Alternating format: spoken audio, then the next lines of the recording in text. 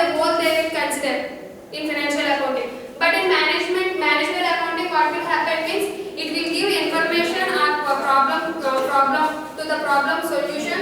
It will give at a individual product or individual plant means as a whole basis we won't consider in the management accounting. Another thing is in the transactions, whatever transactions will be comes under the financial accounting will be related to the past and historical cost they will consider in the financial accounting.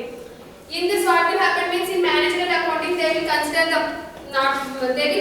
the past and historical, but for what purpose they will consider means for the future purpose. Mainly it is the future oriented, this management accounting. And another thing is in this financial statements will be prepared, that is for the annual basis only. In this the information will be gathered, it will be related to the day, month, week, like that. This is about the financial differences between the financial accounting and the managerial accounting. Now we can see the cost accounting. What is the difference between the cost accounting and the management accounting? Actually, this cost accounting and management accounting is synonyms, means there is having some similar meaning between those two.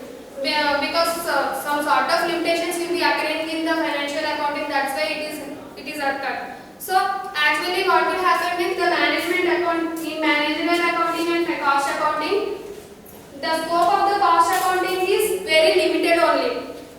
Means limited information will be occur in the cost accounting. But in the managerial accounting, when compared to the cost accounting, the more information we can gain through the managerial accounting. Then another thing is in cost accounting mainly means because of the limitations occurs in the financial accounting, that's why this cost accounting is evolved. Because of limitations occurs in the cost accounting, that's why